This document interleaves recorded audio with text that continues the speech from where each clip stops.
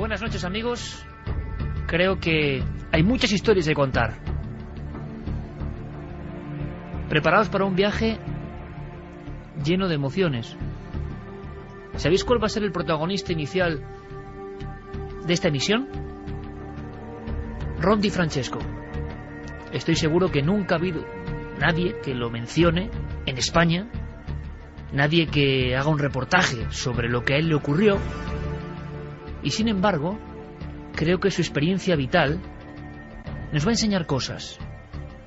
Vamos a ver, imaginemos a Ron Di Francesco, un hombre de mediana edad, situado frente al ordenador en el piso 84 de un moderno edificio. Trabaja en Eurobrokers. Es una persona que tiene profundas convicciones religiosas. A las 8:46 de la mañana se escucha un gigantesco estruendo. Tiemblan hasta los cristales. Algo ha ocurrido. Incluso un compañero en el pasillo, otro broker, le dice: Ron, sal de ahí. Sal inmediatamente. Sin embargo, algo le pasaba a ese hombre, Ron Di Francesco. Una persona normal, con cierto éxito en los negocios. Algo lo mantenía sentado. Al mismo tiempo, las personas, ya sin ningún tipo de disimulo, estaban corriendo por los amplios pasillos, gritando, haciendo incluso aspavientos. A las 9:03 de aquella mañana hay un segundo impacto. Brutal, terrible. Se quiebran algunas ventanas. Fuego. Incluso placas de cerámica del techo empiezan a caer. Él recuerda solo una cosa: salió despedido. Una enorme fuerza lo apartó de esa sala que de inmediato dejó de existir. Se veía el cielo de Nueva York. Simplemente su hogar de trabajo en los últimos 15 años había sido borrado de un plumazo. Al parecer, algo ha impactado entre las plantas 77 y 85. Ahí se encontraba el Fuji Bank. Algo tremendo ha tenido que ser. Todo se tambalea. Da la impresión de que el cielo se ha caído sobre las cabezas de aquellos trabajadores. Solo se escuchan gritos. Hay algunas personas tumbadas en el suelo. Algunos sollozan. Hay quien ha adaptado una posición fetal. No hay luz, solo humo. Algunas luces, luciérnagas casi, linternas, se mueven ahí abajo. Ron Di Francesco se ha asomado a lo que era el hueco del ascensor. Desde ahí ve un abismo por donde empieza a subir una lengua de fuego.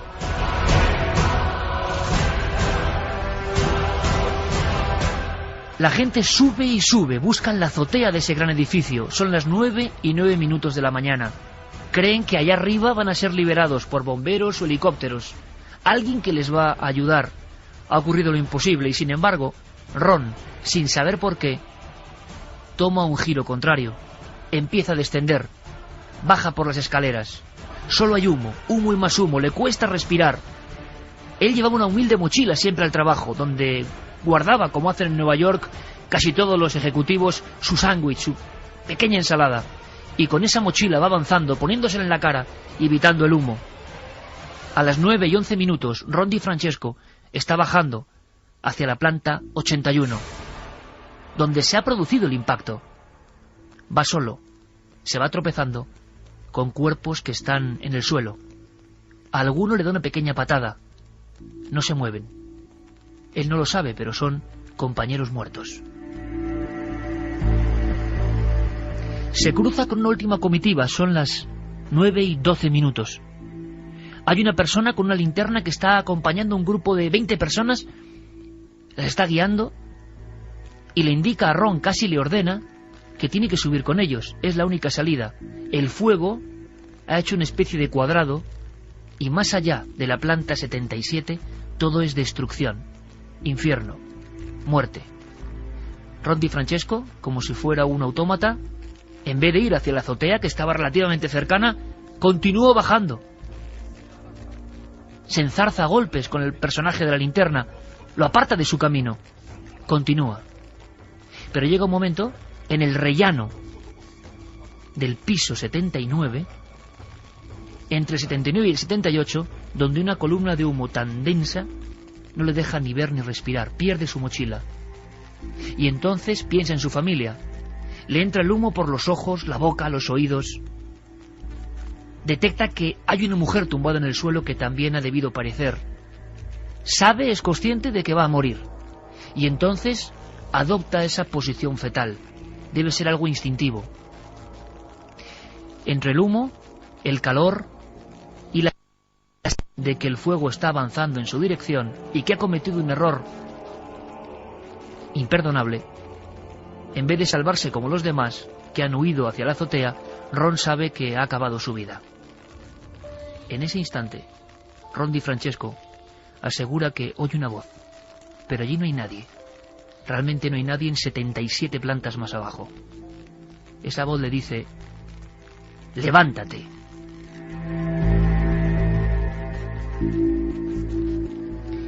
Ron no sabe qué ha escuchado. ¿Es una alucinación?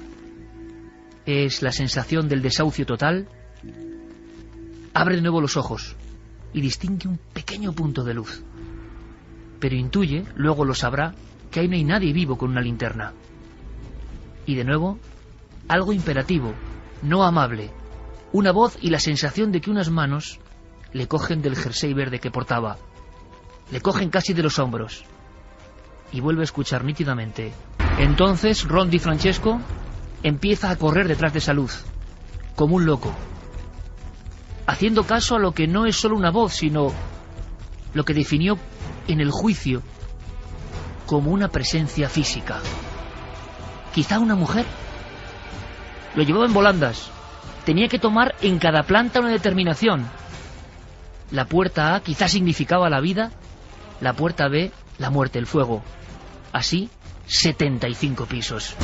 Ron tomó decisiones increíbles que le salvaron la vida. La probabilidad imposible. Cuando llegó al suelo, oyó un rugido. Notó que el humo poco a poco se iba filtrando, que podía respirar. Aquella luz justo desaparecía. Hacia el piso 13 o 14. Había pasado lo peor. Nadie puede entender cómo una sola persona atravesó decenas de pisos en llamas, sin estructura, con los techos caídos. En el piso 13, justo cuando esa luz desaparece, empieza a ver cosas que caen fuera. Son personas, son compañeros. Es la gente de la azotea que se está arrojando al suelo. Ron DiFrancesco, exactamente a las 9:50, después de estar 49 minutos envuelto en llamas, entiende lo que está pasando. Aquella presencia, sea lo que sea, le ha abandonado justo cuando ya está a salvo. Pone el pie en el asfalto. 9 segundos después, se derrumba la segunda torre. Ron DiFrancesco trabajaba en el piso 84, y aquel día era un 11 de septiembre del año 2001. Es la última persona que salió con vida de aquel infierno. Él cree que simplemente una presencia le salvó. De esas presencias hablamos esta noche. Hay un estudio que llama a este tipo de experiencias la presencia o el factor del tercer hombre. Estamos dispuestos a vivir una noche de experiencias. ¿Qué le pasó a Ron DiFrancesco? ¿Su propio cerebro generó esa ilusión? ¿Hay un momento de angustia definitiva donde el hombre crea una ilusión para salvarse en una situación absolutamente límite? Él fue mucho más honesto, más sencillo. Dijo que era un ángel. Un ángel que le hizo girar en contradirección y ser la única persona de las de aquellas plantas que se salvó. Que descendió sobre todo entre las plantas inferiores 39 a la 31 de la segunda torre gemela, antes del colapso, vivió. Las personas con las que se cruzó en última instancia y que le obligaban, como es lógico, a que formase parte del grupo, todas murieron. Ron no puede olvidar sus caras, a pesar del humo, de los escombros, del fuego. Lo tiene marcado en lo más hondo del alma, pero para él fue un ángel. Muchas noches, aunque no ha vuelto a escucharlo, sigue pensando en por qué a él, por qué esa actitud extraña, incluso en el momento, en aquel instante en el que el Boeing estrellaba su estructura contra la primera torre gemela. Todo tembló. La gente evidentemente estaba viendo y él no quiso ni mirar. La única vez que observó lo que pasaba fuera de esos cristales fue para ver a la gente que se lanzaba al vacío, imágenes que dieron la vuelta al mundo. Hemos visto 1000 veces las escenas, pero no conocíamos la historia de Ron. Simplemente un ángel que cuando estaba en posición fetal, rellano de la planta 79, le dijo: levántate. Lo curioso es que más de una vez hemos escuchado historias parecidas, aunque hay que decirlo, no tan espectaculares como la de Ron DiFrancesco. ¿Dónde ha aparecido esta investigación? Este primer caso, en un libro, en un estudio, en un ensayo de John Geiger, un periodista canadiense de amplísima experiencia en el mundo del alpinismo, la exploración, la aventura, que empezó a compilar sucesos parecidos a este, y se dio cuenta que el lugar o entorno social donde estas presencias vigilantes, este factor extraño que hacía salir de ese límite a algunas personas, era precisamente, por ejemplo, en la alta montaña. Nadie en España lo ha entrevistado, pero aquí tenemos a John Geiger. Hemos podido hablar con él y nos habla de esto que nos sorprende, que tiene mucho que ver con los misterios. Él lo llamó simplemente, como hemos dicho, factor tercer hombre, porque muchos casos de alpinistas y montañeros que vamos a recordar eran 2 perdidos en la luz de nieve, o 2 perdidos en la cueva submarina, sin salida. Imaginaos estar nadando dentro de un laberinto de cuevas y saber que tu cabo de salida se ha perdido.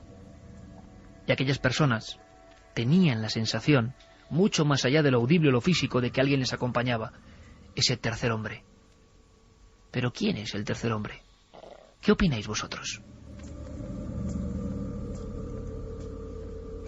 Escuchamos, si os parece, a John Geiger, el explorador, el investigador, el analista que ha abierto una brecha nueva en el mundo del misterio. Este es el misterio. Creo que mi libro ha probado que esta es una experiencia muy común, que mucha gente ha tenido estas vivencias, personas de todo el mundo, personas de diferentes estados y de diferentes culturas. Todos han descrito haber tenido estas experiencias, pero la pregunta ¿es todo ello una prueba de la existencia de ángeles de la guarda? Bien, las personas que son creyentes y tienen fe podrían llegar a esta conclusión, pero eso no es algo que yo pueda probar. Pero sí te puedo decir que hay estudios neurológicos recientes e interesantes que sugieren que hay una parte de nuestro cerebro que es responsable de crear una sensación de tener a alguien cerca, de una compañía invisible.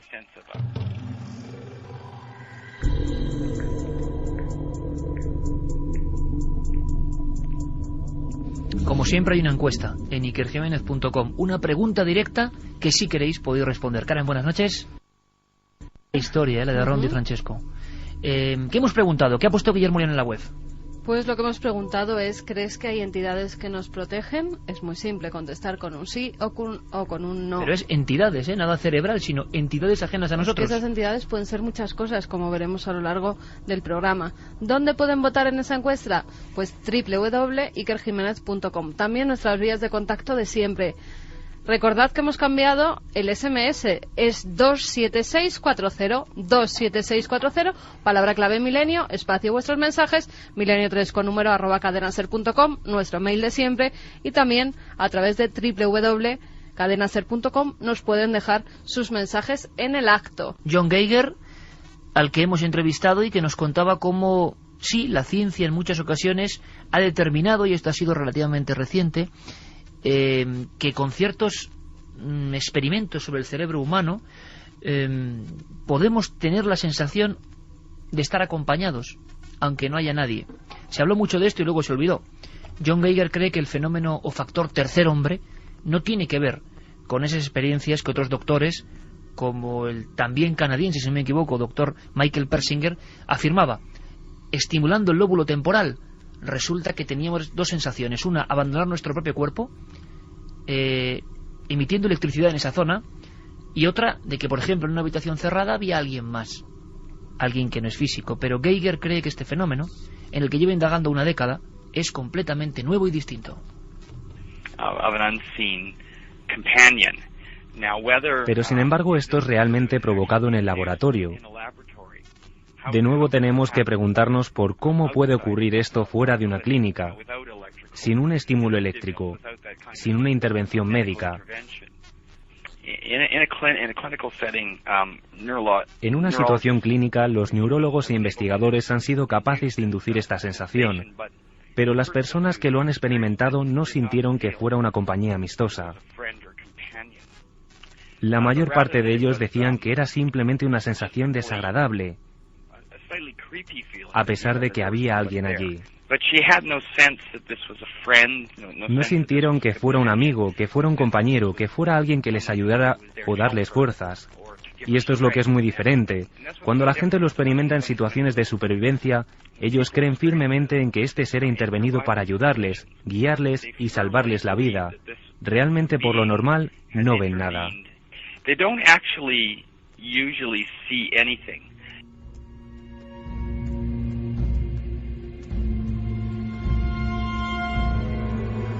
Nuestro compañero Noel Calero en los sonidos de esta nave que se va de las Torres Gemelas y acude a otro lugar de sufrimiento, aunque con distinto concepto. Estamos en la Antártida, amigos, ahora mismo estamos en la Antártida y estamos en 1916. Henry Shackleton, ni más ni menos, está intentando atravesar de parte a parte este mundo helado.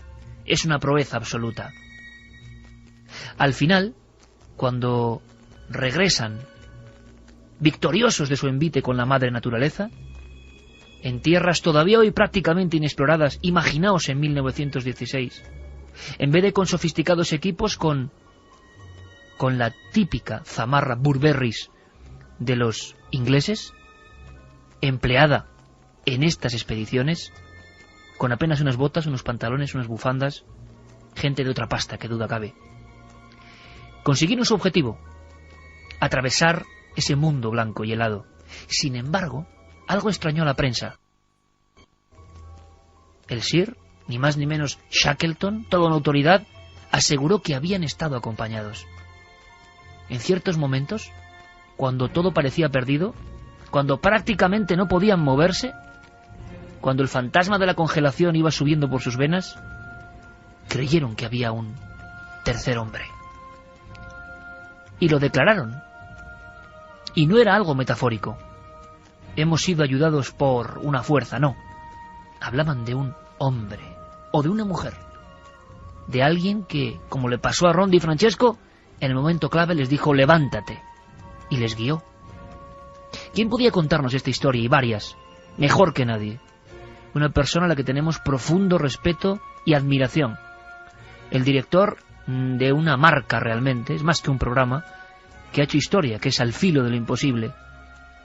Es Sebastián Álvaro, y ha sido un placer charlar con él y recordar historias. Lo hemos hecho con otros muchos compañeros, y todos saben del tercer hombre.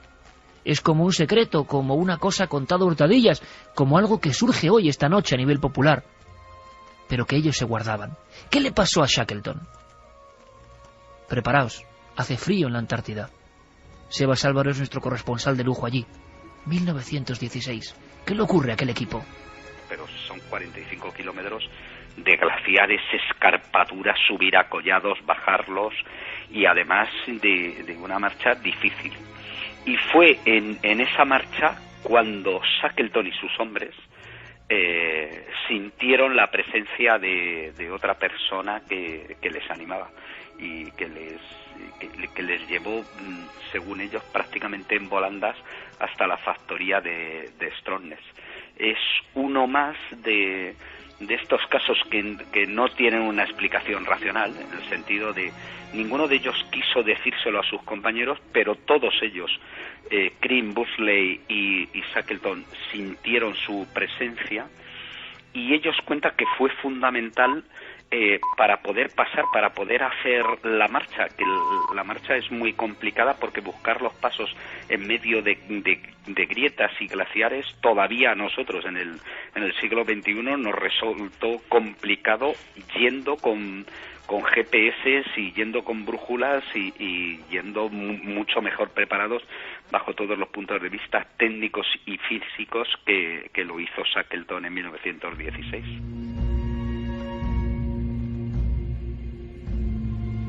lanzábamos esa pregunta. ¿Creéis que existen entidades protectoras que nos protegen, que velan por nosotros? Por fortuna no todos los misterios tienen que ser macabros o truculentos, o tienen que ver con la muerte, o nos salvan de ella. En este caso, esa sensación, alguien que nos ayuda en el último instante. La gente lo describe igual. ¿Qué sensación? Ese equipo que hizo historia y que no se lo contaron entre ellos en ningún momento, y solamente al llegar a la meta, vamos a decirlo así, a buen puerto, plena Primera Guerra Mundial, aseguran que cada uno de ellos por separado ha sentido ese factor del tercer hombre. Santiago Camacho, buenas noches. Buenas noches, sí que. Tenemos aquí, yo creo, un material, no es que sea novedoso, porque todos los que hagamos el misterio hemos ido tocando casos, historias, pero por vez primera argumentado, por vez primera convertido en auténtico análisis, y yo creo que esta noche va a ser una de esas noches en la que vamos a comprobar cómo la gente ha vivido esto. No es una anécdota, no es un caso absolutamente individual, no es algo excepcional. Le ha pasado a mucha gente, quizá tanta gente como los que han visto otras experiencias más aterradoras, ¿no? Sí, además tiene la ventaja de ser un misterio agradable, en cierto sentido, un misterio reconfortante. Le ha sucedido, iremos viendo una serie de casos, a gente, sobre todo que ha vivido experiencias de límite en diversos aspectos. Yo, fíjate que todo esto me recordaba una cosa que una persona muy sabia me dijo hace muy poco, y que sin ser yo una persona especialmente religiosa sí que me conmovió y me dejó especialmente impresionado. Y me dijo, mira, la vida nos hace muchos regalos. Normalmente no somos gente agradecida y los damos casi por hechos. Pero aparte de eso hay un plus. En cada vida hay un milagro. Uno y solo uno.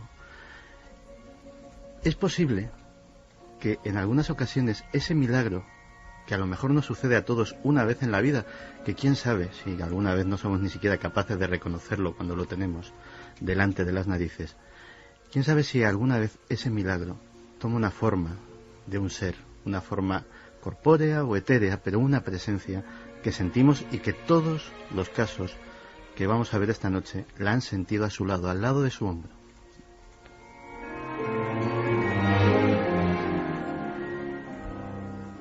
Juan G. Vallejo, buenas noches. Buenas noches, Iker. Te has quedado impresionado con la historia de ese hombre que trabajaba tranquilamente en la planta 84 de un edificio y que va a contracorriente. ¿Es posible que estas cosas ocurran?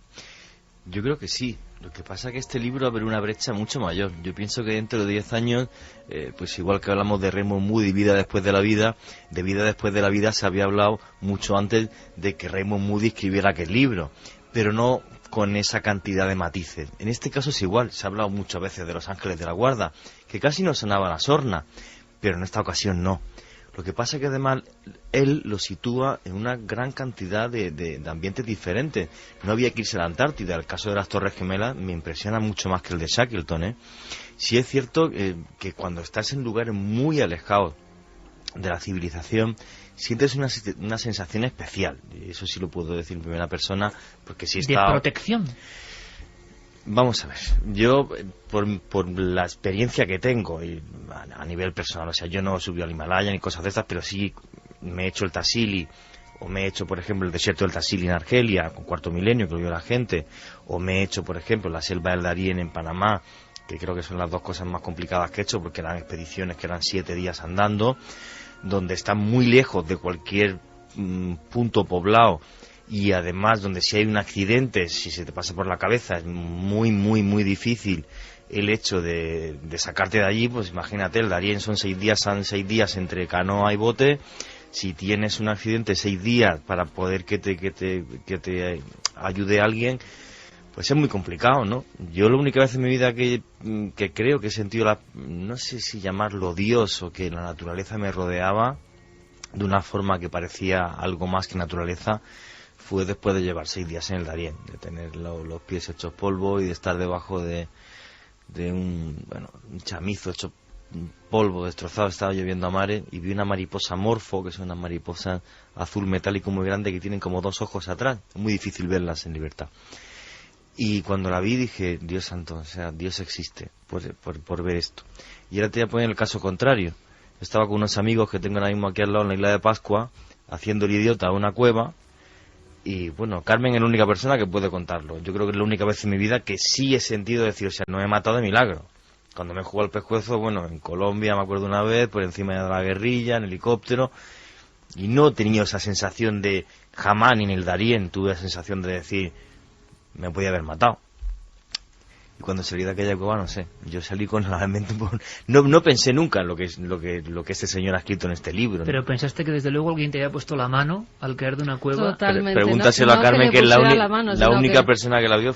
Sino que le empujara, porque es que la columna de Juanjo iba a caer sobre un pico de rocas, y en ese momento es como si algo lo empuja y lo libra de que se rompa la espalda en ese mismo momento. Yo verdaderamente creía que por lo menos se habría dañado alguna vértebra, porque la caída fue brutal, desde muchos metros, muy mala caída. Fatal. Por luego las heridas que tuvo, los moratones. Sí, la y verdaderamente sí que parece que alguien te empujó para decirte que ese no era tu momento. Y aquí podríamos decir, bueno, puede encajar en ese tipo de experiencias. ¿Es la suerte?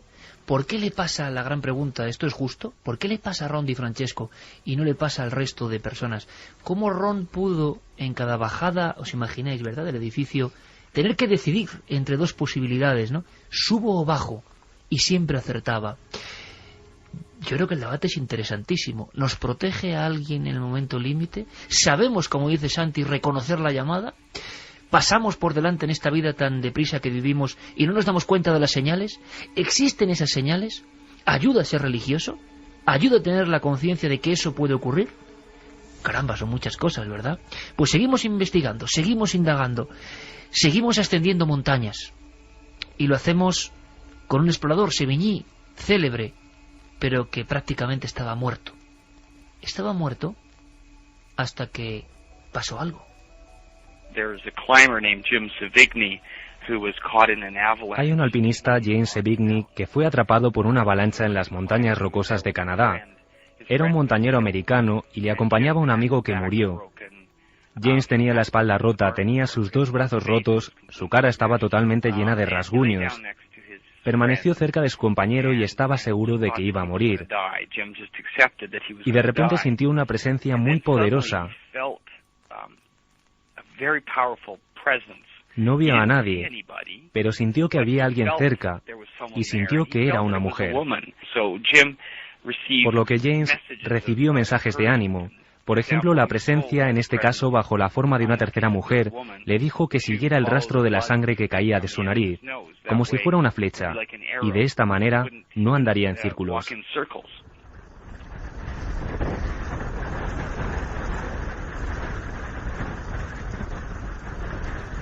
Si hay un factor que se repite en este fenómeno, sea cual sea, ahora es cuestión de discutirlo y de que nos preguntéis en las vías de contacto, del llamado tercer hombre, siempre ocurre cuando la persona está prácticamente desahuciada, muchas veces en solitario y en ocasiones en circunstancias muy lejanas donde proporcionarse de la debida ayuda. Planicies de nieve, grietas, selvas perdidas. Se han dado casos incluso del tercer hombre, de esta sensación, en otro tipo de exploradores, incluso astronautas. Pero sin duda alguna el 80% son alpinistas. Personas que están acostumbradas a estar en ese débil umbral entre la vida y la muerte. ¿Cómo se puede estar debajo de una luz? O con el cuerpo roto completamente, enganchado a un cordel donde sabes que hay un compañero que acaba de morir. John Sevigny declaró esto. Me di cuenta de que me había roto muchos huesos de mi cuerpo, de que tenía heridas internas, tenía hipotermia, por lo que simplemente decidí quedarme en el suelo. La muerte estaba cerca. Pero en un momento empecé a sentir un calor confortable. Había principalmente una voz sobre mi hombro derecho que me decía, no, tienes que intentarlo, no puedes morir. Y desde ese momento, durante el resto del día, esta voz me dio simplemente instrucciones. Era una presencia, la podía sentir sobre mi hombro derecho, pero nunca hubo imágenes.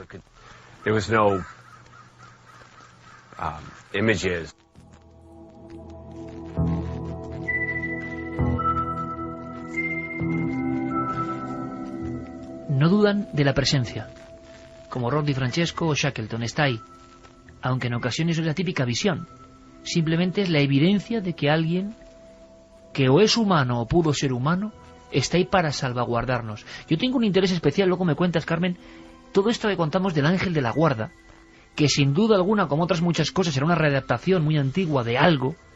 Me gustaría saber de dónde nace y qué es. Pero vamos a hacer una cosa, porque al César lo que es del César.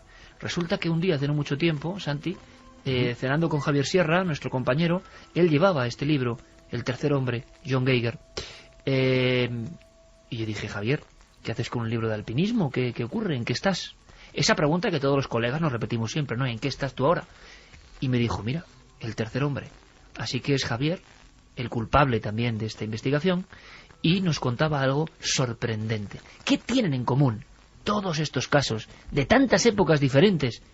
Y como decía muy bien Juan G. Vallejo, en tantas ubicaciones tan diferentes. ¿Qué tiene que ver las Torres Gemelas con la estepa de la Antártida? Bueno, esto contaba Javier. Es muy importante tener en cuenta que todos estos casos se producen en situaciones extremas, con personas que están practicando actividades que les tienen, o por un momento o durante largos periodos de tiempo, profundamente aislados del mundo. La sensación de soledad, de monotonía, parece que es uno de los factores desencadenantes de esta clase de vivencias. Incluso los expertos hablan de otro fenómeno que es el fenómeno del tercer cuarto. Y lo que significa esto es que tanto si la expedición en la que uno está embarcado o el fenómeno atmosférico en el que uno se ve atrapado dura una hora, un día, 10 días o un año, en el tercer cuarto de ese periodo de tiempo, es decir, en las 3/4 partes del tiempo transcurrido en el que uno está en esa expedición, por alguna razón inexplicable, se producen este tipo de accesos extraños, de visiones extrañas, de sentirse acompañado o tutelado o incluso forzado a tomar una decisión que será determinante en la supervivencia de esas personas. Hoy tenemos 3 horas intensas, os lo aseguro. Gracias por estar una vez más y después de 9 temporadas con nosotros, en estas noches de frío.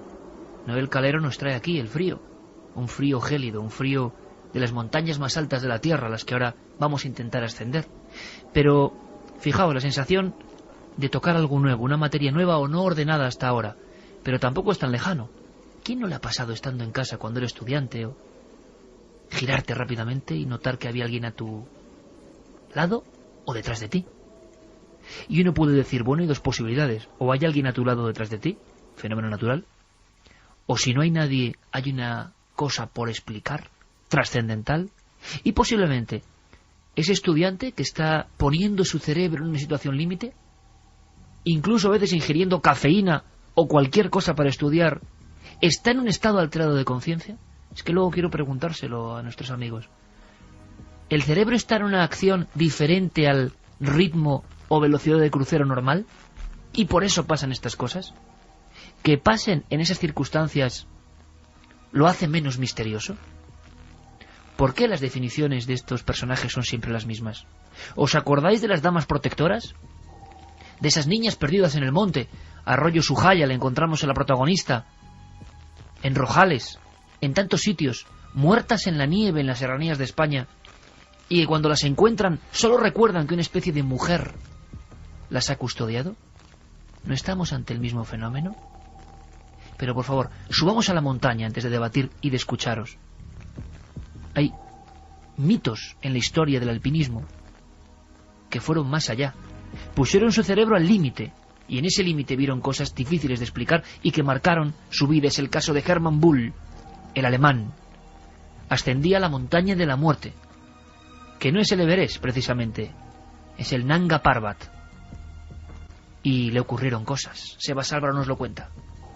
El caso de Hermann Bull en el Nanga Parbat es un poco diferente, en el sentido de, primero, Hermann Bull fue el primer hombre en subir el Nanga Parbat, que por entonces era el gran mito del alpinismo.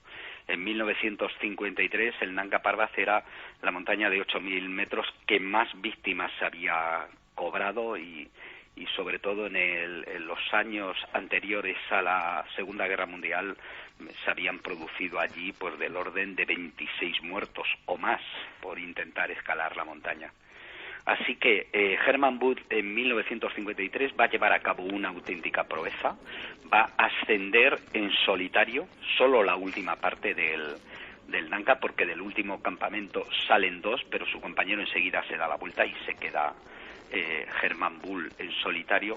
Y lo que sí que sabemos es que Hermann Bull va a tomar un producto, una anfetamina, que ha sido probada por los pilotos alemanes en la Segunda Guerra Mundial. Es un alcaloide, se llamaba pervitina. Utilizó el producto al menos 2 veces, por lo que cuenta en su relato. Uno, para llegar a la cumbre, que llega literalmente, y él lo cuenta, llega a la cumbre del Nanga Parbat a gatas, incapaz de mantenerse de pie, y además llega muy tarde, ya al atardecer, y cuando se pone a bajar, enseguida en la raya de los 8.000 metros, se produce se les hace de noche, se le hace de noche, y entonces tiene que pasar una noche terrible en una repisa que si se cae al vacío, y entonces a partir de ahí empieza a sufrir alucinaciones que le llevan hasta el día siguiente, cuando ya milagrosamente consigue regresar al último campamento. El compañero que le estaba esperando le hace una fotografía de cómo llega al campamento. 2 días antes le había hecho una fotografía, y en algún libro se compara las 2 fotografías de cómo salió y cómo regresó, y realmente está irreconocible. Es un viejo como si hubiera envejecido 30 años en apenas 48 horas.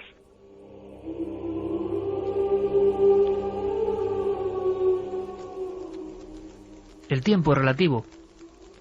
30 años en 48 horas. Aquel hombre había vuelto como un anciano prematuro. ¿Qué había visto?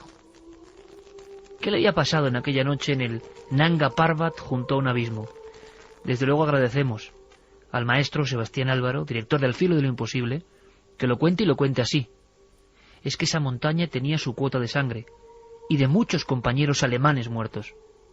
Él creyó ver los espíritus de los montañeros que habían perecido, que habían hincado el codo allí definitivamente antes de él. Y eso le llevó a una vida marcada. Hermann Bull, la noche en el Nanga Parbat. La explicación es un conjunto de ver esa persona que además en el caso del Nanga Parbat, como en otras montañas también, se liga a los espíritus de esa gente que había muerto también alemanes unos años antes, y que le van guiando por el buen camino para regresar vivo al último campamento. En este caso yo creo que se juntan 3 consideraciones, que es, primero, el cansancio extremo, exhausto, que ya sabemos que se producen reacciones químicas en el cuerpo. Por otro lado, la ingesta de productos como la pervitina, y todo ello además en unas condiciones de altitud, es decir, rondando los 8.000 metros, de 7 a 8.125 metros, que es la altitud del Nanga Parbat, que hace que además se produzcan efectos en la sangre por la concentración de sangre, también la concentración de glóbulos rojos, hace que pueda darse más fácilmente fenómenos de este tipo. Esta noche dossier especial, el tercer hombre, mucho que debatir. En vías de contacto, Carmen, la repetimos y sondeamos un poco lo que pregunta la gente. 27640, palabra clave milenio, espacio y vuestros mensajes, si nos escribís a través del teléfono móvil, a través del SMS, milenio3 con número @cadenaser.com y también www.cadenaser.com. Si queréis votar en la encuesta, ikerjiménez.com. ¿Los datos cómo van? ¿Crees que hay entidades que nos protegen? Sí, 73,5%, no 26,5%. La gente lo tiene claro, ¿eh? Sí que hay entidades que nos protegen. Vamos con algunos de los mensajes que nos han llegado. Pinky nos decía, buenas noches, me interesa mucho este tema. No sé si habréis oído sobre los llamadores de ángeles. Es un colgante con una bolita que hace un ruido especial y ese ruido atrae a tu ángel de la guarda. Habrá que averiguar qué es el ángel de la guarda y de dónde viene. Sí, además sí que habíamos oído esos llamadores de ángeles, incluso alguno tenemos. Nos dice Anesa desde Las Palmas, no lo creo, sé que existen esas entidades que nos sobreguardan. Gracias a una de ellas está mi marido vivo. Despertó segundos antes de caer por un barranco mientras conducía. Se quedó dormido. Besos. Yo creo en San Miguel Arcángel. Cuando de la nada siento miedo y escalofríos, le pido que me mande a sus ángeles y me proteja. Y pocos minutos después, todo el extraño miedo y frío se han ido, nos dice César. Estaremos de acuerdo en que la religión o la creencia de la persona guarda un papel importante y luego veremos cómo ha, no voy a decir deformado, pero sí puesto cara a estas cosas que pasan, cuidado, quizá mucho antes de la religión. Pedro nos decía que es transportista y en cierta ocasión, circulando por Montpellier, se durmió y notó que le tocaban el hombro y que le decían al oído, despierta. Muchos casos de este tipo, de personas que se iban a matar en el coche y que despiertan en el último instante. Jesús nos dice, no solo son entidades, son personas que han estado con nosotros, que nos han querido, nos han visto crecer en vida y siguen acompañándonos, viéndonos evolucionar siempre.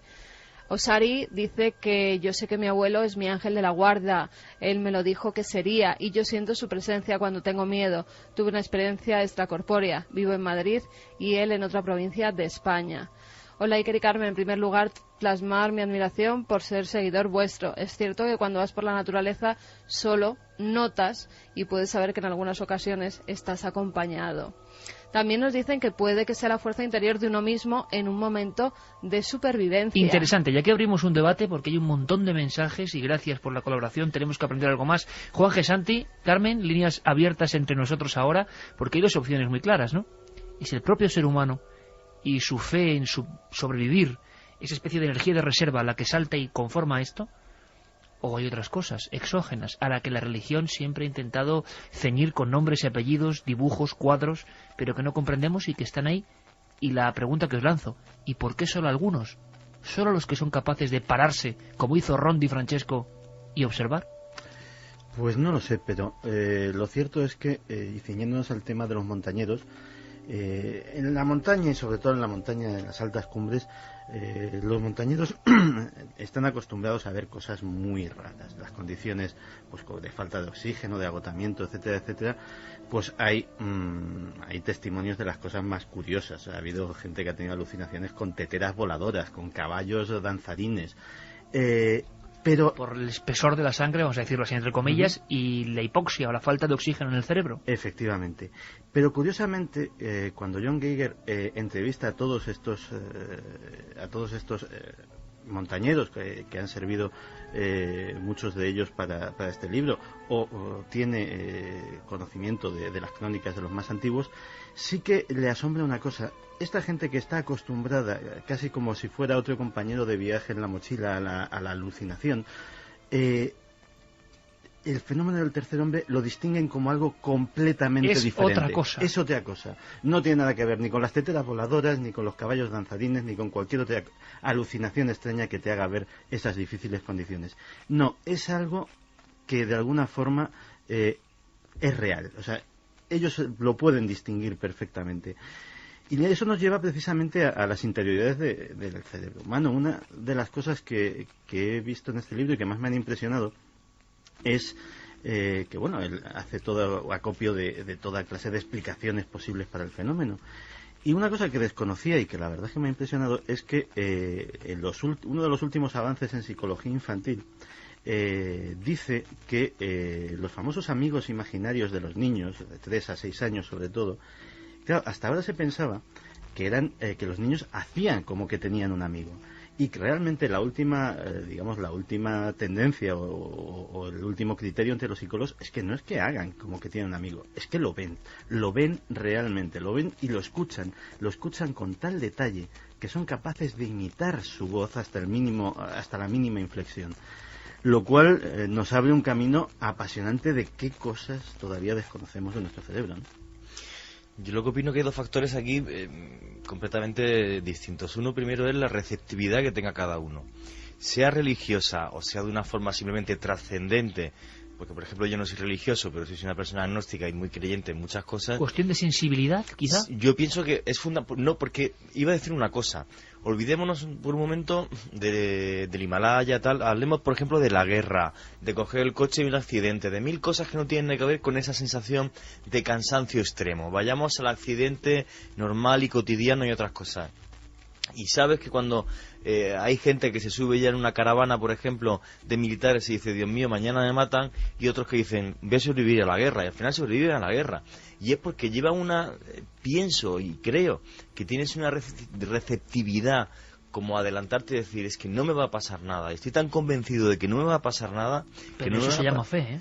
Se llama fe, sí, se llama fe, pero por ejemplo yo no soy una persona religiosa, pero sí tengo... Sí, no fe religiosa, efectivamente, sino sí. fe en algo, ¿no? Sí, sí, pues ya te digo, yo cuando, en situaciones que no tienen nada que ver con lo extremo, pero sí he tenido esa sensación del cansancio extremo, de lo que sé, lo que es la dopamina, por haber hecho deportes de contacto, y la sensación del corredor de fondo, que es súper curiosa, y hay un momento en que rompes una barrera y es que no te cansas. Y aguantas y aguantas y aguantas. ¿Qué ha pasado ahí, no? Sí, es la dopamina, que hay un momento en el cerebro en que la dopamina es una cosa maravillosa que nuestro cerebro da, de ahí la palabra doping, porque nuestro cuerpo no lo da de una forma natural, en el que tú llega un momento en el que efectivamente, o sea, jugando a rugby no te duelen los golpes, la gente dice, ¿cómo que es imposible que no te duela? Que no duele, pero nada, en absoluto. Es como si el cuerpo estuviera utilizando una serie de elementos físicos para protegerte, en ese caso. Claro, pero ahí estamos hablando de algo pura y duramente químico, y lo que yo hablo no. Es de la persona que va a la guerra y tiene esa fe, como tú dices, pero luego hay otra cosa fundamental también, pienso, además de la fe, los lugares, o sea, las circunstancias. Vale, la guerra es una cosa, un atentado terrorista es otro, las montañas es otro, la selva es otro, el desierto es otro, pero sí es cierto que hay lugares que por lo que sea, cuando uno está allí, aunque no tengas esa fe, te la dan. Por ejemplo, ¿por qué para el judaísmo, el cristianismo y el islam las tres grandes revelaciones se hacen en montaña? El Sinaí para los judíos, es el monte Gira para los musulmanes y el monte Hermón para los cristianos. Es curioso, porque sí, los tres en montaña. Porque en toda América las montañas son Apu, monte sagrado. Efectivamente, o sea, ¿por qué en la montaña? O sea, esos son los dos factores, ese de fe y otro de esa fe que puede a la guerra, a los accidentes y a todo, y otro de que realmente hay lugares que no sé por qué parece que están tocados por la mano de algo que yo no comprendo y que otra gente llama Dios. Hay que contar más casos esta noche, porque hay muchísimos. Yo estoy recordando uno que contamos en Cuarto Milenio. ¿Tú te acuerdas, Carmen, de unas personas que en el coche observan algo que parece que es la madre de ellos, la madre que ya ha fallecido, y la ven, están de noche y ven que la madre se les aparece como con una especie de mortaja con la mano, y detienen el vehículo y se dan cuenta, se quedan dormidos, abren y se dan cuenta que estaban justo al límite de un barranco. Oye, a la vuelta teníamos que saber, Carmen, ¿qué se sabe, aunque sean titulares para luego seguir, de esa figura que la religión cristiana, digamos, ha modificado o ha generado con todas estas experiencias? Ángel de la guarda, todos hemos ido a hablar de eso, ¿no? Pues todos lo definen como una entidad protectora, una entidad que además nos va guiando en el camino y que nos protege cuando lo necesitamos. Dicen en muchos pasajes bíblicos que cada uno tenemos una figura, un ángel de la guarda, que siempre está junto a nosotros. Incluso Platón ya mencionaba a esos ángeles de la guarda. También en el Islam hay esos ángeles o entidades protectoras. Allí los llaman dos ángeles que residen en ambos hombros. Dicen que cada uno está en un hombro. En el zoroastrismo también se dice que cada persona es acompañada por un ángel de la guarda que actúa como guía durante toda su vida. Pero vamos, en el cristianismo desde el siglo V, más o menos, desde el año 400, es cuando se empieza a hablar verdaderamente de esta figura. Bueno, pues seguimos ahondando entre el cerebro, la ciencia y estas presencias. El tercer hombre, continuamos. The people who were religious, la gente que era religiosa en el momento de su experiencia, en otras palabras, las personas que ya tenían fe, creencias espirituales firmes, creen que fue una experiencia religiosa. Por ejemplo, la maravillosa e increíble historia de Lynn Robertson y su familia. Ella sintió una presencia aquella noche, ayudándoles y animándoles, y decía que era Jesucristo. Y Ron DiFrancesco, que dice ser católico romano, cree que el tercer hombre era un ángel de la guarda. Por lo que las personas que ya tenían fe, obviamente interpretan lo que ocurre como una experiencia religiosa, Pero la gente que son escépticos, que no creen, ellos lo explican de forma diferente, como Reinhold Messner, uno de los míticos alpinistas.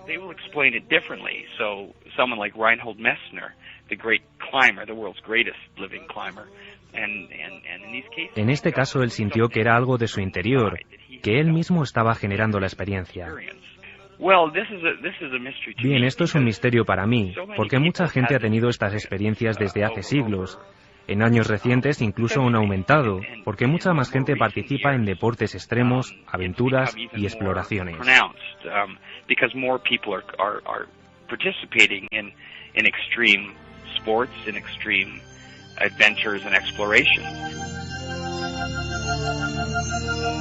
Exploramos este mundo nuevo, esta especie de grieta que se abre a partir de esta noche en el mundo de los misterios.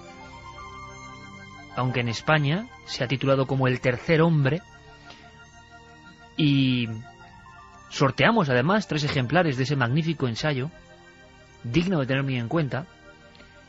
En la edición original en Canadá se llamaba El Factor Tercer Hombre, que significa simplemente que en el momento extremo aparece algo.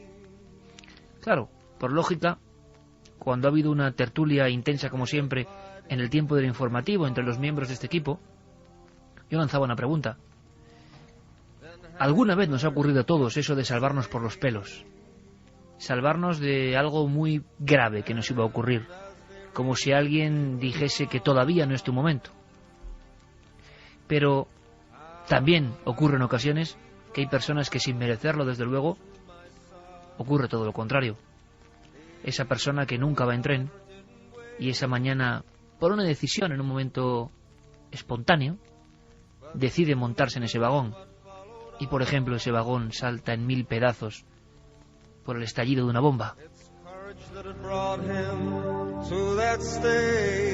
¿Habría que pensar, por tanto, en entidades que provocan todo lo contrario?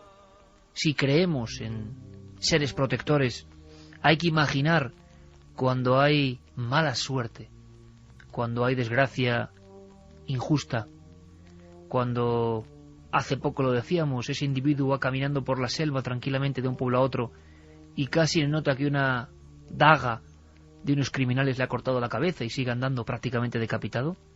¿Por qué ese hombre tenía que estar ahí, en ese momento? Si hay gente que nos protege, ¿qué pasa cuando ocurren estas cosas?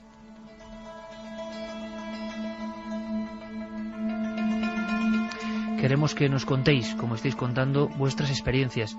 Es una de esas noches en las que de repente las vías de contacto, el 27640, la página web de la cadena SER, la encuesta en ikerjimenez.com, en sacos sin fondos, donde llegan miles de experiencias, cientos de mensajes que hablan de cosas que les ocurrieron, con nombres y apellidos, que os ocurrieron.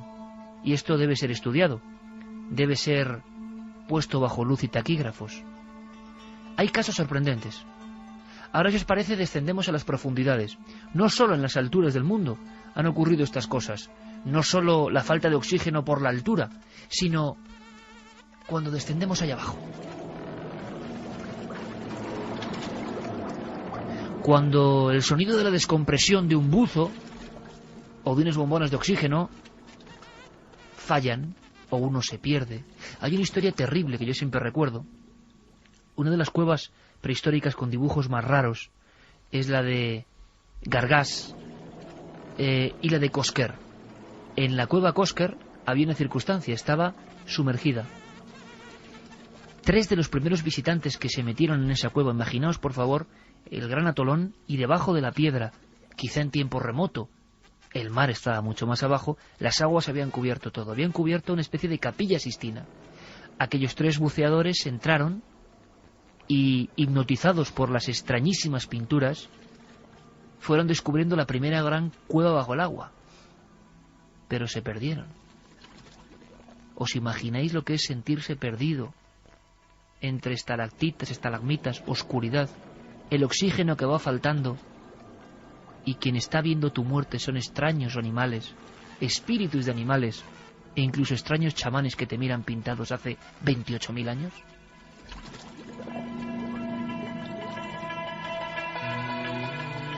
Sin duda la experiencia de sentirse desamparado bajo el agua tiene que ser de las más terribles. Hay un caso que recoge Geiger que es sorprendente, Carmen. Pues sí, es el caso de Stephanie Swave. Era agosto de 1997, perdón. Stephanie es buceadora profesional, iba a realizar una inmersión para recoger una serie de sedimentos. Se sumerge en una cueva del Mermaid Lair, en el lado sur de Gran Bahama. Tenía que llegar hasta el fondo de la cueva, eran 300 metros, y tenía que adentrarse 30 metros de profundidad. Es geobióloga. Iba a recoger esas muestras porque se las había encargado otro científico. Estudiaba el polvo del desierto del Sáhara que el viento había transportado a través del océano Atlántico hasta el fondo de esa cueva submarina. Había comenzado esta chica a tomar clases de buceo cuando todavía estaba estudiando geología en la universidad. Enseguida se convirtió en una pasión para ella el sumergirse en las aguas, y un año después de esa primera clase ella ya estaba buceando en cuevas. Pero cae en sus manos un libro que se llama Blue Holes of Bahamas. El autor era un experimentado buceador, Robert Palmer, que poco tiempo después conocía a Stephanie. Bucean juntos en una cueva en la isla de Andros y en ese momento se enamoran y ya viven toda su vida juntos. En esta ocasión la inmersión la tenía que hacer ella sola. ¿Por qué? Porque su marido había muerto unos meses antes mientras buceaba en el Mar Rojo. Además, nunca encontraron su cuerpo. Cuando llega al final de la cueva, Stephanie empieza a recoger las muestras, tarda una media hora más o menos, y cuando ya de repente empieza a recoger sus herramientas, se da la vuelta y se da cuenta de que le falta el cabo de guía. El cabo de guía es una cuerda que todos los submarinistas profesionales van llevando porque son cuevas que no son rectas, sino que tienen muchos entrantes y salientes, tienen muchos subtúneles, y para no perderse, para encontrar el camino, pues luego tienen que coger ese cabo de guía y ir hasta la superficie. Bueno, pues en un momento dado se da cuenta de que lo ha perdido ese cabo y que no va a poder salir. Tan solo le quedan 20 minutos de oxígeno y piensa que ha llegado su hora. Te voy a leer, si quieres, incluso sus palabras, Iker. Stephanie decía: en ese momento perdí la esperanza de vivir. Estaba preparada para abandonar este mundo. Me sentía muy deprimida y echaba mucho de menos a Rob. Ya había sufrido bastante.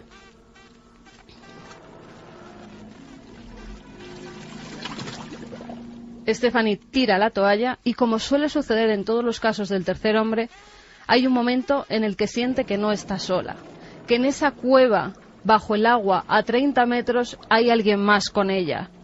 Dice que en un momento dado su cuerpo pues empieza a flotar de una manera más relajada en el agua y que su campo de visión se hace más luminoso.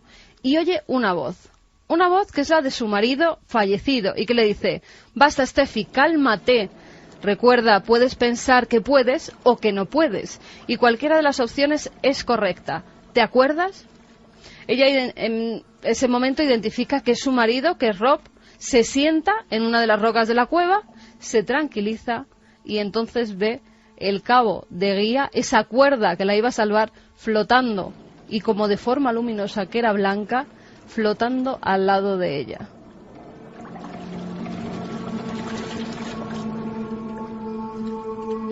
Justo en ese momento, la presencia, en este caso de su marido fallecido, desaparece. Ella ya está salvada.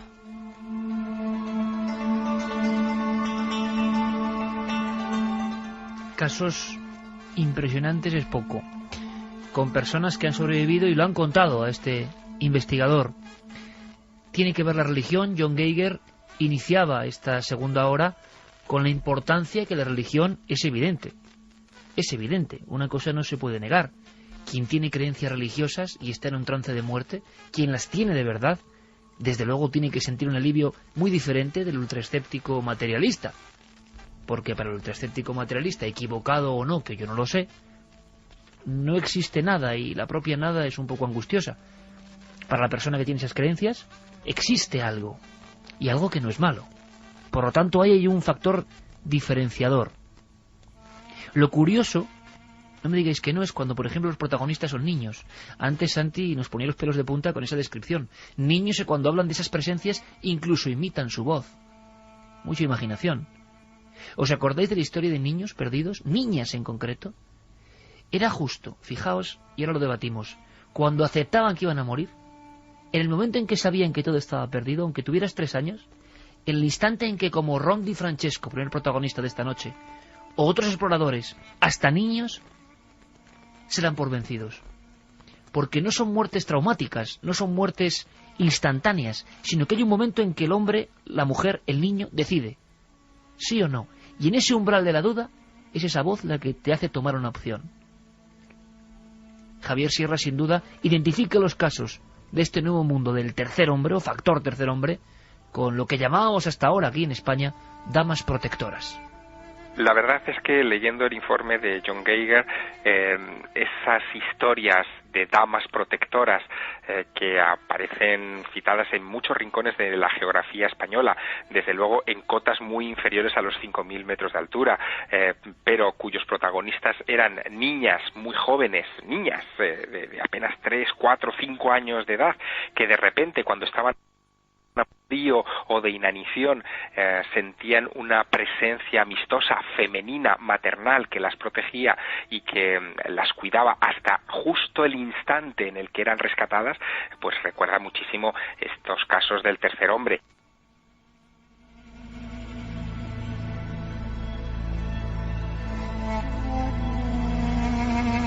Le preguntábamos a Sebastián Álvaro también por su opinión personal, y es curioso, por ahí coincidiría, por ejemplo, con Juan G. Vallejo, que, por ejemplo, se identifica, por aquí tenemos de todo, con una persona no religiosa.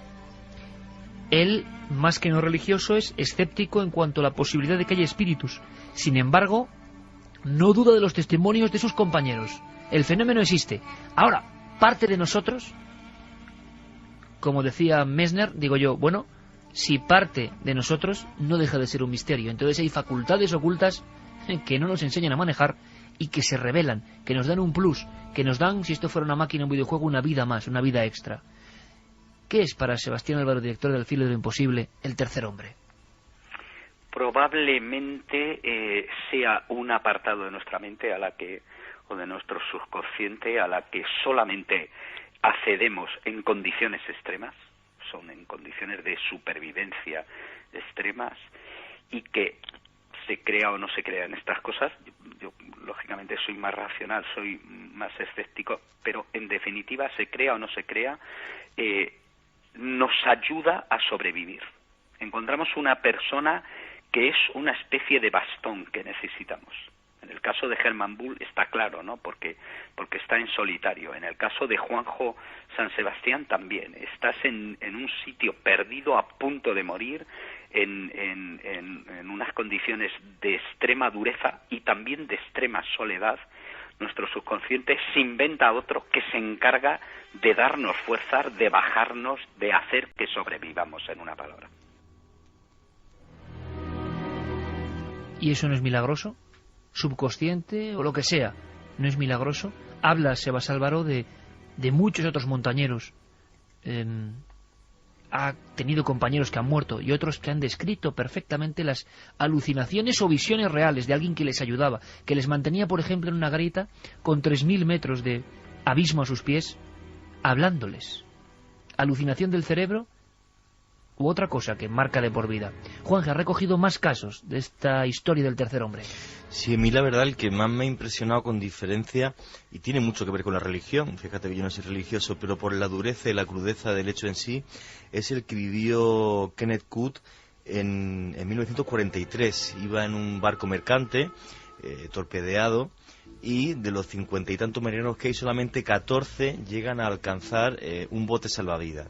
Bueno, pues de estos 14 marineros que van en el bote salvavidas, pues imagínate cómo van pasando los días, las semanas, empiezan a morir algunos de ellos, poco a poco van teniendo que tirar los cadáveres por la borda y viendo cómo los tiburones se comen a sus compañeros.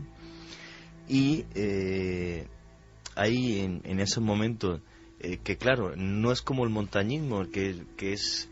porque a 8.000 metros o 7.000 aguantas 24 horas o 48. Aquí no, aquí se aguantaron más de 40 días. Estas 14 personas solamente vivieron 2, ¿vale? Entonces, en esos 40 días, imagínate, algunos con la lengua morada, reseca por no poder tomar, no habían podido coger absolutamente nada del barco, ya que fue torpedeado, sabían que estaban en medio del mar, en medio de la nave del cabo en dirección a Londres, en la Segunda Guerra Mundial, y bueno, pues poco a poco van muriendo compañeros, pero hay un chaval joven que a Kenneth Cook, justo cuando está agonizando, le coge fuertemente y le viene a decir algo, te lo voy a leer literal, voy a decir, voy a morir, he hablado con Dios, algunos de vosotros lograréis salvaros, y creo que tú estarás entre ellos. Quería que transmitieras un mensaje a mi padre y a mi madre. ¿Lo harás? Le dijo, por supuesto, y diles que he muerto como un buen cristiano. Kenneth Cook, cuando este chaval se le muere en sus manos, dice que hay un momento en el que él ve el rostro de Cristo, de Jesucristo mismo, en la cara de este muchacho. Pero siguen pasando los días y no aparece absolutamente nadie. De las 14 personas empiezan a quedar 7, 6, 5, 4, 3, y cuando quedan solamente 2 deciden ya pues hacer un pacto, y si en 24 horas no le recogen, suicidarse. Aparece un barco milagrosamente más de 40 días aguantando y rescata a estas 2 personas, Kenneth Cook y un compañero. Su compañero estaba tan débil que a los pocos días fallece en el barco mismo que le recoge. Kenneth Cook le cogió tanto pánico al mar que acabó su vida de guardabosques. Jamás volvió a ver el mar. Se fue a un bosque y dijo que jamás quería ver el mar, pero cumplió la palabra a su amigo y fue a ver a sus padres y le dijo que su hijo había muerto como un buen cristiano.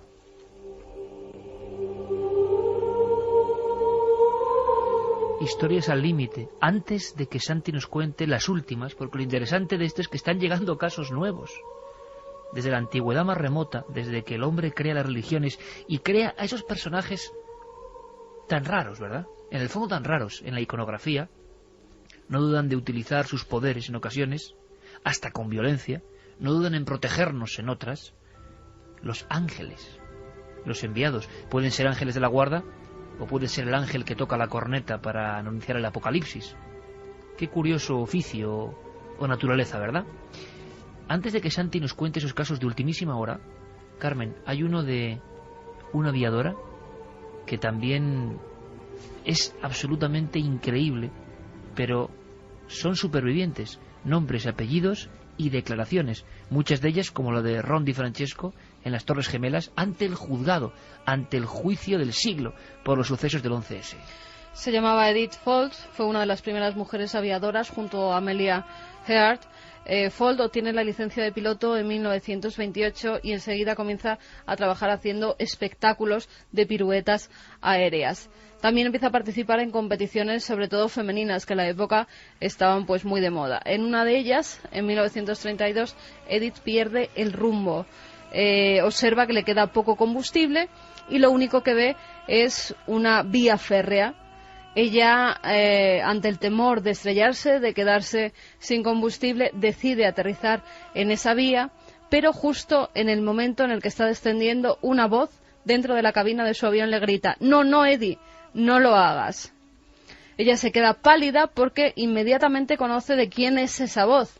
Y esa voz pertenecía además a una compañera de colegio, una chica que había fallecido en un accidente de tráfico cuando era adolescente, pero en ese mismo momento se la representa junto a ella en la cabina.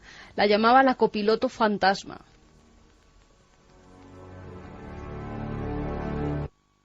Esa voz inmediatamente sube la palanca del avión, empieza a ascender, continúa su rumbo y a los pocos minutos se da cuenta de que está la pista de Phoenix y puede aterrizar sin tener ningún rasguño. Pero no sería el único caso, Iker. Un tiempo después, ella declara que nunca vuela sola, que hay algún tipo de presencia que se sienta junto a ella como si fuera su copiloto. Ahora que lo pienso, dice, en momentos de grave peligro, una mano invisible se hace con los mandos y me salva. ¿Y por qué dice esto? Porque durante la Segunda Guerra Mundial ella empieza a servir en el Air Transport Auxiliary. Pilota aviones desde la fábrica hasta las diversas bases de las fuerzas aéreas. En una de las jornadas, mientras pilotaba un bombardero tipo Mosquito que tenía que llevar a una de esas bases, se da cuenta de que se ha desorientado totalmente porque hay una niebla muy espesa, una niebla que no la deja ver absolutamente nada. Visibilidad nula, como lo llaman los pilotos. Viendo que se acercaba el final, empieza a rezar. Y justo cuando lo da todo por perdido, oye una voz que le dice: Eddie, mira hacia afuera. Saca la cara por la pequeña ventanilla que tenía y se da cuenta de que hay un gran monte con el que estaba a punto de estrellarse. De nuevo levanta la palanca del avión y no se estrella. Reconoce que era la voz de su padre que había fallecido hacía unos meses, y ella identifica que la ha salvado de nuevo un piloto fantasma que viaja junto a ella.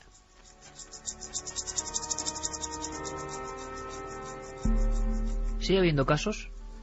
¿Se están recopilando, como está ocurriendo esta noche en nuestras vías de contacto, nuevas historias de salvamentos al límite? Nos lo cuenta el autor de este libro, John Geiger. En el libro yo me centro en personas en situaciones extremas y ambientes inusuales. Es en eso en lo que he concentrado mi investigación y trabajo. Pero desde que el libro fue publicado han contactado conmigo cientos de personas por email. Han escrito sus experiencias en mi página web thirdmanfactor.com. Y son personas normales, que vemos diariamente, que viven de forma común sus vidas.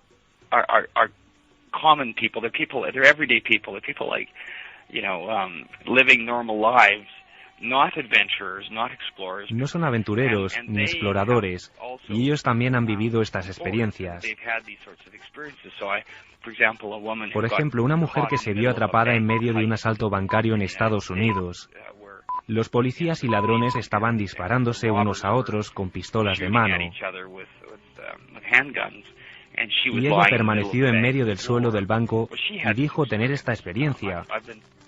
He podido contactar con 2 supervivientes de accidentes aéreos, uno en Alaska y otro en Canadá, y tuvieron esta experiencia. Todo el mundo puede experimentar, todo el mundo puede tener acceso. Es una fantástica idea pensar que nunca vamos a estar solos, de que de alguna manera tengamos esta habilidad de generar un amigo, un compañero, que incluso gente que permanece ingresada en el hospital por un cáncer haya tenido esta experiencia.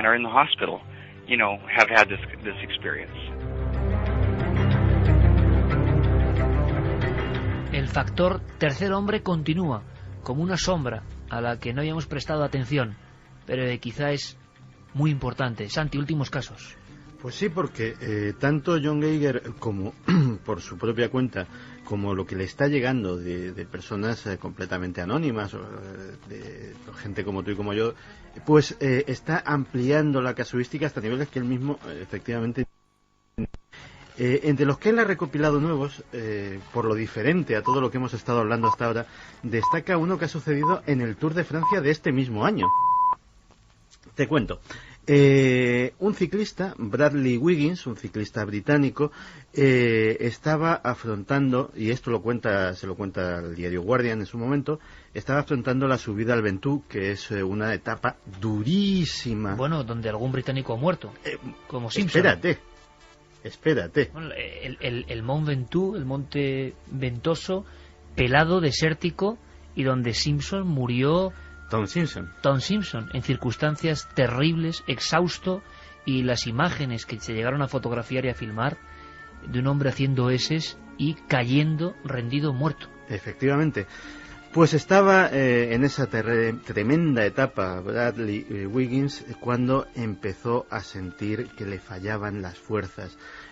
Tal vez había calculado mal la dosificación del esfuerzo, tal vez había subestimado el reto que esa cumbre es para un ciclista, pero el caso es que la temida pájara que le dan a los ciclistas en este deporte asomaba ya sus orejas en el horizonte y realmente no podía más. Un abandono era una perspectiva que cada vez estaba más cerca, mucho más cerca que la cumbre. Y en ese momento él notó esa presencia, notó la presencia de alguien que estaba de alguna forma pedaleando con él, que lo sentía sobre su hombro. Y él dice que sintió la presencia de Tom Simpson, de su compatriota Tom Simpson, que le fue ayudando, que le fue dando ánimo, que le fue empujando literalmente cuesta arriba hasta que coronó el puerto y pudo tomarse el descanso de hacer un descenso y recuperar fuerzas hasta el final de la etapa. Él se sentía al límite y en el límite, y la pregunta es, intoxicación no solo química o cuestión de energía pura y dura, sino contaminación anímica, es decir, él seguro que sabía, como inglés y ciclista, no me cabe la menor duda, de la muerte de Tom Simpson, pero ¿hasta qué punto? Eso de sacar fuerzas de flaqueza, ¿no? Esa frase tan española. Más casos. Acabó décimo la etapa, o sea, no solamente aguantó el tirón, sino que notó la presencia de Simpson. Notó la presencia de Simpson y lo declaró públicamente a los diarios británicos. Otro caso muy distinto. Otro caso muy distinto es el que citaba por encima en la entrevista de John Geiger, que es efectivamente el de un hombre de 20 años, cuenta la historia ya bastante más mayor, pero cuando tenía 20 años, un buen día, pues aprovechó una pausa en el trabajo para ir tranquilamente a sacar dinero y se vio envuelto, sin comerlo ni beberlo, en un atraco muy violento a un banco, un atraco con rehenes, un atraco con tiroteo de la policía. Y además entró en el momento más inoportuno, cuando ya empezaba, justo ya se había desarrollado el atraco en sí, se habían tomado los rehenes, justo cuando él entraba por la puerta del banco, las sirenas de la policía se oían, es decir, le pilló justo en medio. Y dice, no me extraña que Geiger escogiera entre los que le han llegado después de escribir el libro este caso, porque es ciertamente curioso. Y este hombre dice que literalmente sintió que algo, y efectivamente dice, no era algo agradable, era algo imperativo. Casi me arrastra hacia un lugar resguardado mientras las balas empezaban a silbar a mi alrededor. Y yo estaba en un estado de absoluto pánico. Y toda mi intención era correr, era intentar escapar, era pánico irracional, pero aquello me retenía. Hay un momento en el que la cosa parece calmarse y uno de los atracadores, con una escopeta de 2 cañones, repara en su presencia y se acerca hacia él y le encañona. Y en ese momento es cuando probablemente nota esta presencia de forma más fuerte, porque es cuando el impulso de huir es más poderoso, y entonces escucha la voz, la escucha con nitidez, la escucha con claridad a sus espaldas, casi susurrándole en el oído: quédate quieto. Efectivamente, el atracador lo mira durante unos instantes. Debe de comprobar que no se trata de una amenaza y que no hace ningún movimiento extraño. Se da la vuelta y sigue a sus cosas. Con lo cual tenemos varios factores dentro del factor tercer hombre. Situación límite, da igual el tipo de creencia, la admisión de que algo muy grave nos va a pasar, posiblemente la muerte, y siempre, o casi siempre, la aparición de una voz, de un mensaje que directamente nos catapulta, yo no sé si en estado alterado de conciencia, y si solamente las alucinaciones podrían explicar sobre todo lo milagroso de los salvamentos. Esta noche, 2:36, con las diferentes vías de contacto que tenemos y que ahora repetiremos, está llegando un aluvión de mensajes. Primero había una encuesta, Carmen. Una encuesta en la que están votando en ikerjimenez.com, donde se preguntaba: ¿crees que hay entidades que nos protegen? No, un 27,9%, y sí, un 72,1%. Y además damos luz a este libro de la editorial Ariel. El canadiense Geiger ha publicado El tercer hombre, a modo de ensayo, no es nada novelado ni... Es un ensayo sobre estos testimonios, claro, de gente que se ha encontrado con como lo de Raymond Moody con Vida después de la vida. Sí. Pero lo que me cuentas, y no sé qué opináis de esto, es que están llegando un montón de mensajes impresionantes, sobre todo con el tráfico. Sí, sobre todo con accidentes de tráfico. Hay muchísimos de los mensajes que nos hacen referencia a que alguien o algo les salvó. Nos dicen: sí, creo en el ángel de la guarda. Mi novia y yo tuvimos un accidente de coche muy grave. El coche quedó chatarra y no sé, pero salimos ilesos. También nos dice Carlos Cordero de Málaga: mi mujer en un cruce con el coche le gritaron: ahora no. frenó y evitó el accidente. A mí me han sujetado varias veces. Soy taxista fijo en turno de noche. Me ha pasado 2 veces. Me quedé dormido conduciendo. De repente alguien me sacude violentamente evitando el accidente. Por supuesto que existe esa especie de entidad que nos protege. Mi marido, trabajando de noche mientras conducía, despertó repentinamente antes de caer por un barranco. Constantemente. Vanessa de Las Palmas. Hola Iker, hace años volqué un camión cargado con 24 toneladas de embutidos por un barranco de 75 metros y ni siquiera me torcí un pie. ¿Cómo pudo ser? Antonio Rodríguez Alcón nos decía que buenas noches milenarios, uno de los tantos momentos que recuerdo en las que el ángel de la guardia o supervivencia me ayudó fue una tarde. Estaba parado en un semáforo, delante de mí había un camión cargado con vigas de las que ponen en las autovías. De pronto oigo una voz en mi cabeza que me dice: pon el intermitente, y así fue, puse el intermitente. Después miro por el retrovisor y veo que un coche viene a una velocidad de vértigo hacia mi coche, pero al ver que yo tenía el intermitente puesto, cambia de carril al izquierdo e impactó con el coche que había al lado mío, el cual fue a parar al carril contrario. Gracias a Dios no pasó nada, pero si yo no hubiera puesto el intermitente, gracias a esa voz, creo que habría fallecido. También Miguel Ángel, y algo tiene que haber, y lo digo por mis experiencias. He tenido un accidente de coche junto con un amigo, y aunque el coche quedó siniestro, a nosotros no nos pasó nada, ni un rasguño, como si nos hubiesen sacado del coche y vuelto a poner dentro tras el porrazo. Hace unos 30 años, nos decía Fina, algo o alguien evitó que nuestro autocar cayera al vacío. También hay personas, hay oyentes que lo relacionan con familiares ya difuntos. Por ejemplo, Alejandro Rodríguez nos decía: soy Alex de Madrid, mi ángel de la guarda es mi abuela. Os explico la historia. Ella murió en agosto, a los 2 meses me tuvieron que operar de apendicitis. Fue el mismo día en el que ella cumpliría los 69 años. Cuando me operaron me pusieron en la misma habitación y en el mismo número de cama en la que estuvo ella antes de morir. Por eso creo que ella estaba protegiéndome de todo lo malo. Un saludo. Pablo nos decía que cuando tenía 11 años, padeciendo de vértigo, se iba a desplomar por un terraplén. Me desvanecí y algo, versus alguien, me atrapó. Miré para atrás y no vi nada. Soy Deme y la verdad es que yo no creía hasta que vi que la casa de mi madre estaba a punto de quemarse, pero de pronto el viento cambió y algo la protegió.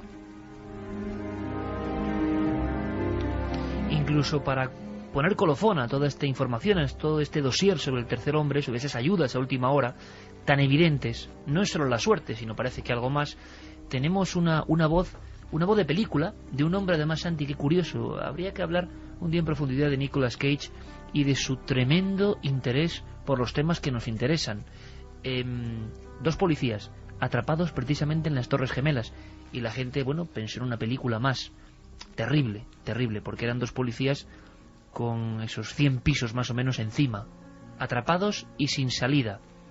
Fue un éxito mundial, que sonaba más o menos así. ¡Sargento! ¡Hay niños en la guardería del número 5! Sí, lo sé, los han sacado. A ver, escúchenme. Y casi Matis. Le está buscando a usted. Tenemos que evacuar la torre. ¿Quién sabe utilizar una máscara? Me refiero a la máscara y a la botella. Sargento, yo hace 4 años que no las he usado. ¿Qué estoy diciendo? Que den un paso al frente. Voluntarios. Yo iré, sargento. Y yo.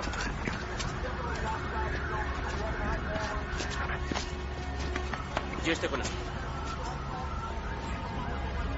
Uno de esos momentos que cambian el mundo.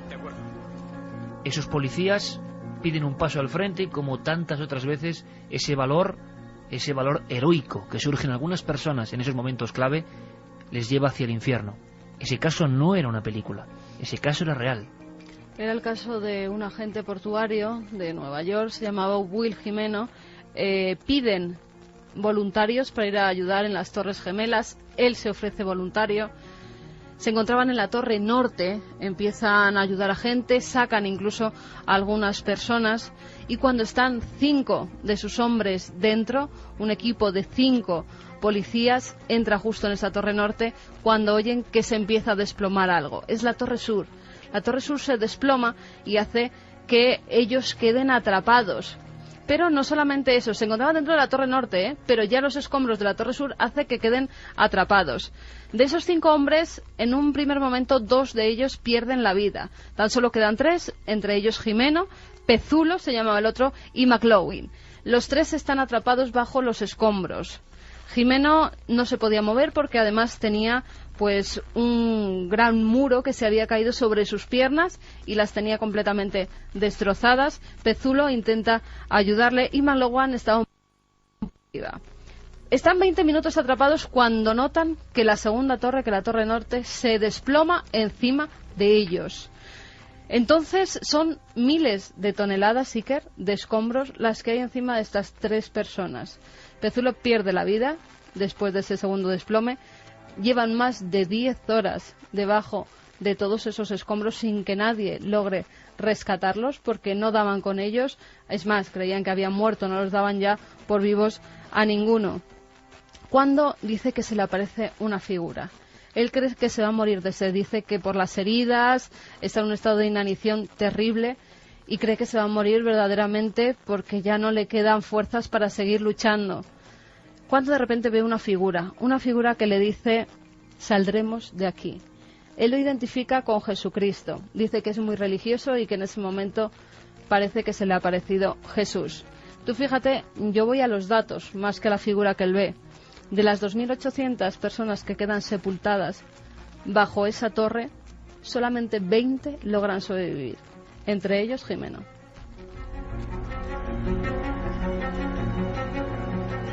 Una vez más, la ficción queda muy corta. ¿Alguna conclusión sobre este tema, compañeros? Que nos pone un nudo a la garganta, porque claro, cuando uno ve las imágenes de las Torres Gemelas, quizá por el abuso y la repetición, porque es el momento de cambia la historia, no se da cuenta de la cantidad de historias. Mientras Jimeno estaba sin solución ahí abajo, ahí arriba bajaba un hombre, Ron Di Francesco. Vaya inicio y final, ¿eh? Pues sí. Y la verdad es que si he sacado, después de leer durante esta semana este libro, alguna conclusión. Sobre todo una conclusión de esa pregunta terrible de por qué unos sí y otros no. A lo mejor precisamente cuando se es consciente de que el fin está muy cerca, de que la amenaza es muy grande, precisamente en circunstancias terribles y prolongadas como casi todas las que hemos descrito, es posible que algunas personas tengan la sensibilidad o la suerte, o llámelo X, de contactar con algo, de romper un velo que nubla su vista y volver a ser otra vez esos niños de 3 años que son capaces de ver a los amigos invisibles.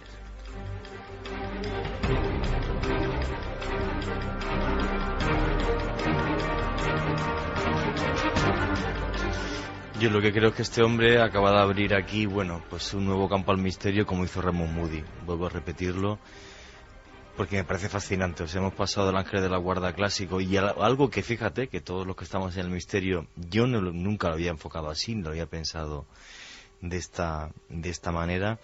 Y lo que me ha hecho reflexionar mucho cuando me he leído el libro, pues son un par de cosas.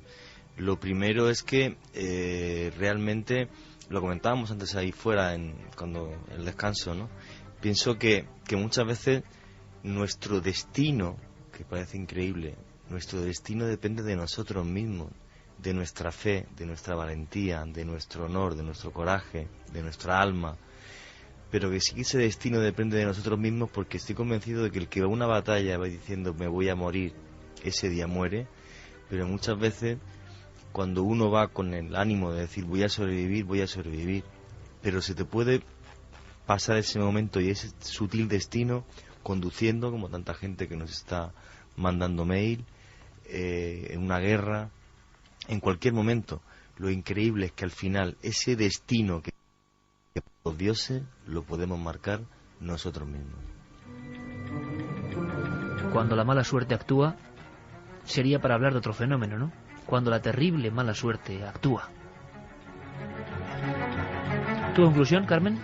Porque es muy emocionante estas historias, ¿eh? Mi conclusión es que hay algo o alguien Muchas veces yo creo que son esos familiares que ya no están con nosotros de manera física, pero sí en otro plano los que, no sé si inconsciente o subconscientemente, te hacen el seguir, el no tirar la toalla cuando estás en situaciones críticas, cuando estás a punto de morir.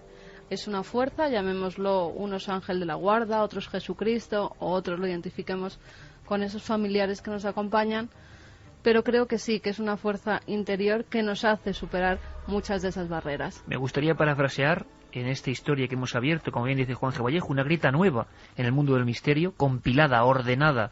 Ahora hay que opinar, claro. Parafraseando a nuestro querido amigo el doctor Cabrera, ¿no?, que un día me dijo, no es cuestión de ser religioso, pero hay que tener fe. Fe en lo que uno quiera, pero fe. Fe significa creer a pesar de lo probable, a pesar de lo lógico. Fe en lo imposible en ocasiones, que es una creencia. Porque sin fe, simplemente, uno no puede vivir.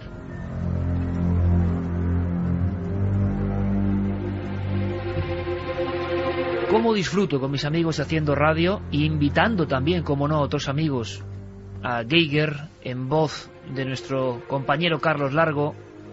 Mandamos un abrazo a Fermín Agustí. Llevamos unas semanas. Si Juanje fue la semana pasada, esta es Fermín y yo ando de ahí, o sea, la gripe o lo que sea, que los virus. Iba a decir, ¿tiene algo que ver lo que contamos ahora? No lo sé, pero es tremendo. No hagamos bromas no. con ello. Yo digo el tema de cómo se manejan las noticias, ¿no? Pero en fin, con Geiger, con Sebas Álvaro, con tanta gente que nos ayuda, con Javier Sierra, es un placer dirigirnos a vosotros. Podemos hacerlo además en varias vías, ya os lo adelanto. No es un programa nada apto, nada apto para mentes sensibles, porque hay imágenes que hieren la sensibilidad, y yo lo digo desde ya, no para que más gente lo vea, sino porque es verdad, porque sé que hay mucha gente joven y es difícil de soportar. Lo que ha pasado esta semana, y de lo que vamos a debatir antes de que nuestro compañero Carlos nos cuente la increíble historia de otro Titanic desconocido, y con españoles por en medio. Titanic, bueno, vais a entenderlo, después lo contamos. Pero fijaos, esta semana yo he vivido una experiencia, y enseguida vamos a debatirlo, y quiero que debatáis con nosotros, impresionante. ¿Os acordáis de que hace 2 semanas, o 3, hablábamos de la detención? En titulares, sería el 20 de noviembre pasado, la policía peruana detiene a varios individuos acusados de ser una banda de auténticos vampiros. Me refiero a vampiros, se le llamó así los vampiros del río Yaga, porque no secuestraban, directamente decapitaban a gente con una especie de guillotina portátil, les rompían los brazos, se los cortaban, les cortaban las piernas, los colgaban boca abajo en unas casetas y les sacaban la grasa. Esa grasa ha sido detectada por la policía de Lima, esa grasa se vendía a Europa y la noticia da la vuelta al mundo. Tampoco la noticia tiene un impacto, sí, el impacto de unas cabezas decapitadas, unos huesos muy viejos, una serie de historias. Y os contamos lo que sabemos, y os lo contamos, si os acordáis, con una entrevista en exclusiva, porque ningún otro medio ha hablado con los policías, y aquí empieza el misterio, con el coronel Mejía, encargado de la investigación. Y nos hablan de grasa, brujería, cánticos, y lo que llamarían en Perú los pistacos, es decir, las figuras míticas de los cazadores de cuerpos humanos que extraen la grasa. ¿Para qué? Bien, esta es la noticia. Y yo, y tengo que decirlo, porque es la realidad, en nuestra web le mando a Guillermo León una columna que está ahí, e incluso que si me la pones, Carmen, se llama Horror en los Andes, y digo por qué. Porque leo algunas frases y digo que estoy convencido, está escrito en la noche del 21 de noviembre, de que llegará el silencio, la confusión e incluso las maniobras para que no creamos esto. Lo que ocurre es que no pensaba yo que iba a llegar a tanto. Yo hago ese escrito convencido de que el tema es tan horrible, el asunto de los vampiros del río Yaga es tan horrible, la posibilidad de que haya bandas desde hace muchos años dedicadas a matar gente y a vender su grasa es tan horrible que no va a ser creída. La policía muestra las botellas de grasa. Hay algo más que no os hemos contado. Hay algo más. Los propios investigadores de la policía nos mandan una serie de informes. Uno de ellos es el análisis de la grasa humana. No cabe duda, hay 2. El primer análisis es de un primer bote, que como la grasa humana estaba vieja, no sabían si era humana o animal. La policía continúa investigando y el segundo informe ya no cabe duda, es grasa humana. Pues bien, el martes pasado de esta semana, de repente los titulares de Medio Mundo publican: todo era una patraña, era un invento de la policía. Es decir, la policía con incluso destituciones, según dice la prensa, de las personas que nos han dado esas declaraciones, se habían inventado una historia para ocultar hechos de narcotráfico o incluso asesinatos encubiertos. ¿Cómo va a haber vampiros a estas alturas? ¿Cómo va a creer alguien en el sacamantecas? Y lo siento, pero lo reportan todos los periódicos importantes del mundo. Todos. No cito españoles porque, en fin, pero BBC, Reuters, las principales agencias de noticias. Y uno lee que todo era una broma. Imaginaos mi cara. Hemos hablado y entrevistado al coronel. ¿Nos habían engañado? ¿Era mentira lo de la grasa? ¿Y entonces por qué teníamos ese análisis en las manos? Y me pregunto, ¿ningún periodista del mundo ha hablado con los policías? ¿Se ha interesado por el análisis de esa grasa? Porque hay algo. ¿También en la trampa la propia grasa en botellas cuya imagen dio la vuelta al mundo? ¿Tengo que partir una lanza? Sí, por una compañera. Belén Jiménez del Mundo, que es la única que también va a las fuentes. ¿Qué ocurre, compañeros? Pues ocurre lo siguiente. En esa semana, un montón de periodistas habían dicho que en Sacamantecas solo pueden creer pues poco menos que los idiotas o los incultos, que eso es imposible. Y yo decía, pero si está el cuerpo, si hay cuerpos, si hay cabezas decapitadas, si hay grasa, ¿cómo la policía se va a inventar esto? Es muy horrible, pero ¿por qué invención? Lo que yo no sabía es que en esa semana el turismo en la región de Perú había bajado un 81%. Y que, de alguna forma, había que poner una cortina de humo. Todos los periódicos del mundo han repetido que los pistacos, la banda de sacagrasas, era mentira. Todos. Y nosotros teníamos los análisis en la mano. Y habíamos hablado. Y mañana contamos todo en Cuarto Milenio. Y yo decía, ¿y hay 4 implicados detenidos? El jefe de la banda ha huido, que aseguran que eso es así. ¿Qué clase de broma es esta? Nadie habla con los delincuentes, nadie habla con la policía, nadie llama a la policía científica, nadie tiene los informes. Y sin embargo, hay 300 reportajes o artículos diciendo, tranquilos, nunca ha habido vampiros ni sacagrasas. Nadie se cuestiona nada. Las principales agencias dan esa información. Seguro que en Perú y otras partes respiran tranquilos. Claro, ¿quién va a creer en el hombre del saco, verdad? Anteayer mismo teníamos la certificación de la Fiscalía que demuestra que la grasa existe, es humana, se hace para satanismo y brujería, los implicados ya han declarado, es incluso para hacer velas encargadas por sectas satánicas. Hay 2 italianos implicados, como se dijo en un principio. Y es más, el comandante que nos dio la información y que aparece si uno busca en internet en la noticia de prensa, no fue apartado de la investigación. Está directamente en el lugar de los hechos recabando más. Último dato. La prensa dijo que era solamente un ajuste de cuentas entre narcotraficantes y una historia contada como para niños y para desviar la atención. Solo había un cadáver. Mentira. Ya sabemos que debajo de ese primer cadáver hay fosas con un montón de huesos viejos, nadie sabe qué número. Los implicados, los vampiros de los Andes, dicen que llevan 30 años haciendo esto. Hoy sabemos que hace 20 años, en el barrio de Miraflores, Lima, en lo más granado de la capital, ya fueron detenidos 5 pistacos por comerciar con grasa humana. Con lo cual, amigos, ¿cómo os quedáis? Yo indignado. Indignado de la profesión, indignado de cómo es posible que un tema, porque parezca misterioso, ya todo el mundo salte sobre él, indignado de esta campaña de humo que quizá tiene el turismo y la economía por encima de la vida y la muerte, como campaña. Yo creo que no es el gobierno peruano a nivel turístico, quizás la región sí, pero es la idiotización de la sociedad, con perdona que te lo diga, y de los medios de comunicación, que dicen enseguida de cómo va a ser verdad que unos tipos con una guillotina que se lanza y tal pueden, y enseguida no sé de dónde surge el rumor, porque lo publican en todos los periódicos del mundo, o sea, y a través de grandes agencias que se supone que es las que nos dan la información día a día, la que consumimos, y además de temas muy trascendentes, la que dicen, no, esto es una tontería y una chorrada, y ¿qué va a pasar en la selva? ¿Poner narcotraficantes o tiros o cosas así? Sobre todo que la gente esté tranquila, claro, que no sea algo tan oscuro y tan horrible, ¿no? Claro, pero ¿cómo es posible que haya 60 desaparecidos en la región y todo esto?